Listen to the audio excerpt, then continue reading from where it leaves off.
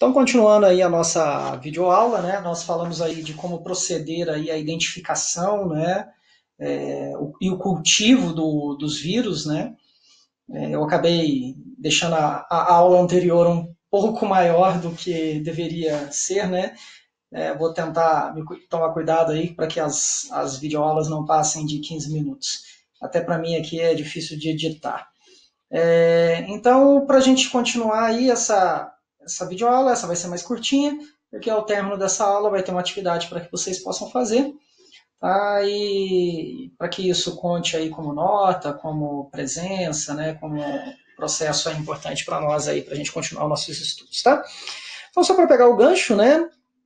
Então, nós temos aí a identificação do vírus, né, que pode ser uma identificação visual, né, então eu vou ver lá, vou tirar foto, né, do vírus, né, aqui o caso, o bacteriófago, né, então, ou coronavírus, né, e nós temos também a questão aí do método sorológico, né? Então eu vou identificar o rastro, né, deixado por ele, né, pela passagem do vírus, né, principalmente procurar no organismo a reação que o organismo realizou em relação ao próprio vírus, tá?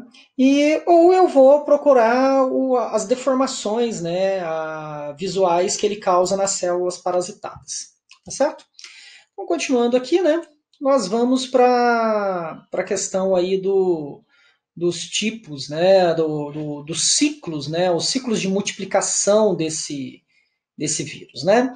Então eu tenho dois ciclos de multiplicação, né? Então eu tenho o ciclo que nós chamamos de ciclo lítico, né? Então esse ciclo aqui que nós chamamos de ciclo lítico, ocorre a lise e a morte da célula, né? Então no ciclo lítico nós temos uma morte celular. Tá? Então essa célula ela acaba morrendo, né? Que é esse ciclo que está logo aqui abaixo, né? Aonde o vírus introduz seu código genético, aqui está seu código genético, tá certo? Esse código genético vai ordenar a célula, né? Ele vai comandar a célula, né? Para que a célula comece a produzir cópias dele mesmo, né? E até o momento que essa célula não aguenta mais, ela se rompe, né, de tanta cópia, e esse vírus parasita a próxima célula, e aí a gente tem uma progressão geométrica aqui, né, uma progressão exponencial, né, da quantidade de vírus, né, espalhadas dentro do corpo, né.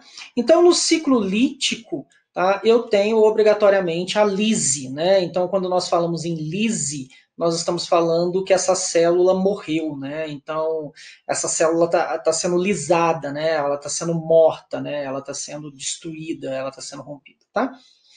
No ciclo lisogênico, né, a célula permanece viva. Então, aqui, por exemplo, o exemplo que ele está usando aqui, né, como eu já tinha havido falar para vocês, né, é sobre o bacteriófago, né, esse vírus aqui em formato de aranha, né, de satélite, né, que é o mais bonitinho deles. Né. Então, nós temos aqui esse vírus, né, atacando uma bactéria. Tá? Então, é o caso clássico. Tá?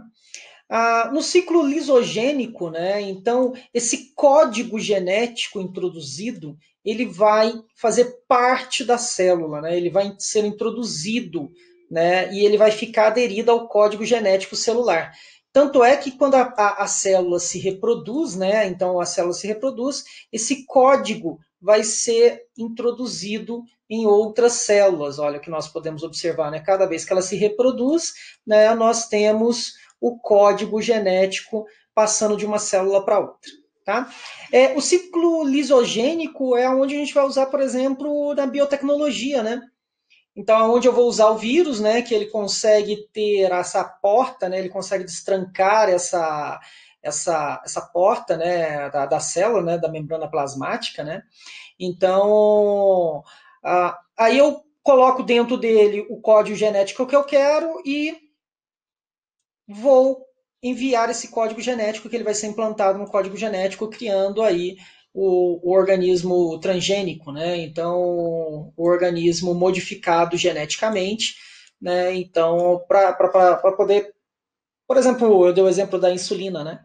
Para poder fabricar insulina, por exemplo. né? Então foi feito esse mecanismo. Eu implantei um código genético numa bactéria, esse código genético começa a fabricar insulina humana, e depois essa insulina não serve para a bactéria, ela secreta no ambiente, né? Essa insulina, né? Ela vai secretar no ambiente e eu filtro essa substância do ambiente para produzir o medicamento, né? Para tratar os diabéticos. Tá certo? Então, no ciclo lisogênico, tá? Não há a morte celular, a célula permanece viva, né? E aí a gente tem um detalhe, né? Por exemplo, no caso do vírus da AIDS, né? Então, o vírus da AIDS, ele se comporta das duas formas, né? O ciclo lítico e o ciclo lisogênico, né? Porque o vírus da AIDS ele faz uma cópia dentro do material genético humano, né? Então ele introduz um código genético na célula humana. Então por isso que é um dos problemas de combater, né, a célula, porque como que eu vou lá e cortar esse código genético lá, extrair de dentro da célula de novo?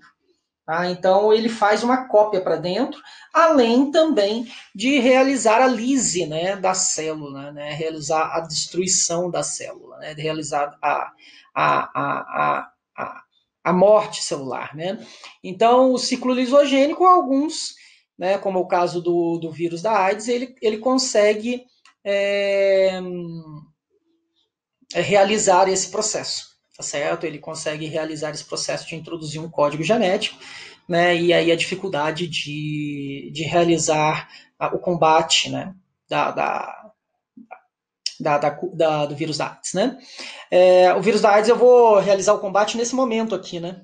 Nesse exato momento aqui, né? O medicamento ele encara esse ponto aqui, daqui para cá é onde o medicamento está atuando, né? Ele impede então com que o código introduzido, certo? O código introduzido vire a molécula de DNA para introduzir no ser humano, para que depois isso comece a produzir os vírus, né? Ele impede o que a gente chama de transcriptase reversa, né? São os antirretrovirais. Por que chama de antirretrovirais?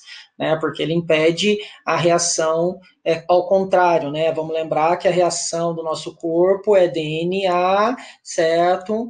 Indo para RNA, né? Então o nosso corpo faz isso, né? No caso do vírus da AIDS, o vírus da AIDS faz o contrário, ele faz RNA, DNA. Então o mecanismo ele é interrompido naquele processo, né? A gente chama de transcriptase reversa, né? A transcriptase reversa, tá bom? Então, continuando aqui, né? Deixa eu sair aqui dessa função, ótimo. E aí a gente vai, para a gente fechar essa aula sobre vírus, nós vamos para os prions, né? Então, para essa partícula, né? Essa partícula infecciosa, né? O prion o mais comum é a famosa doença da vaca louca, né? E a encefalite espongiforme, né? Que é uma doença que há tempos atrás nós estávamos muito preocupados, né? No Brasil mesmo houve várias barreiras sanitárias para evitar a disseminação dessa doença, né? Então, o que é a cefalite espongiforme, né? Que é a doença da vaca louca? Ela é uma proteína, né? Ela que tem capacidade de reproduzir, certo? Então é uma proteína que tem capacidade de reproduzir e essa proteína ela acaba se reproduzindo exageradamente dentro do corpo, sendo acumulada no corpo, o corpo não sabe lidar com aquilo e aquela célula vai morrendo, aqueles lugares vão sendo entulhados dessa proteína ali dentro, os órgãos começam a ter má funcionamento e o indivíduo vai à morte. Tá certo? Então é uma proteína que tem capacidade de reproduzir. Então eu estou falando alguma coisa ainda muito menor do que um próprio vírus, tá certo? Então os prions, né, eles são muito menores do que os próprios vírus, porque aqui eu estou falando de várias substâncias formando o vírus, tá? Eu não estou falando de uma única substância formando o vírus, eu estou falando de inúmeras substâncias formando isso daqui, formando os vírus. Tá? Então eu tenho cada uma dessas coisinhas aqui, é uma glicoproteína, certo? É uma proteína misturada com alguma outra coisa. Tá? Então, no caso do prion, né? Não, eu estou falando que só essa pontinha aqui, ó, só isso daqui causa a doença. Né? Então é como se fosse só essa coisinha aqui causando a doença. Tá? Então, é uma doença muito perigosa, é uma doença muito complicada. Tá? Então, isso acaba sendo um grande problema aí. Tá? Então, a mais comum aí, que chegou bem perto da sociedade humana, né, foi a doença da vaca louca. Ela foi muito controlada, né? O negócio foi bem radical mesmo. Local que tinha pelo menos uma suspeita da doença, o gado era exterminado, era enterrado, queimado, cremado e acabava com tudo, atuou muito, né, essa questão sanitária no planeta inteiro. Parece que a doença atualmente, né, estamos falando de 2020, ela não tem registros no planeta, né, de disseminação, mas a gente sabe lá de onde isso veio, né, da onde isso veio, né. A gente sabe que as doenças ela têm uma ligação com os ambientes naturais, né. Então, todas essas doenças têm uma íntima ligação com os ambientes naturais. Quando a gente invade um ambiente natural, a gente acaba trazendo isso para dentro da nossa sociedade.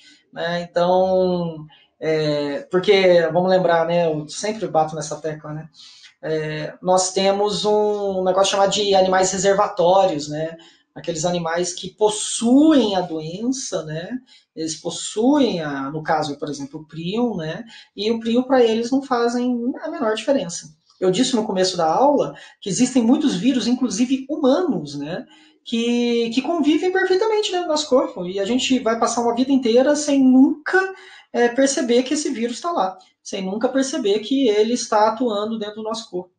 Então, é, é, é bem complexo isso, né? Então, por isso que a gente tem que tomar cuidado com a invasão dos ambientes naturais para evitar com que essas doenças cheguem até nós, né? Então, a nossa parte de vírus, né? Eu já tinha falado bastante sobre isso em sala de aula, né? Essa parte de vírus fica aqui concluída. Nessa aula cadastrada aí, ela tem lá a atividade disponível para vocês fazerem. Então a aula anterior foi só para assistir mesmo. Essa aula de agora tem atividade para vocês fazerem para cumprir aí com os combinados com a escola, tá ok? Então, muito obrigado pela atenção de vocês e eu aguardo vocês na nossa próxima aula, que nós vamos começar a falar um pouco sobre parasitologia, né, e vamos falar sobre os ciclos parasitários, né, sobre as doenças causadas por certos parasitas. Ok? Então, até a próxima.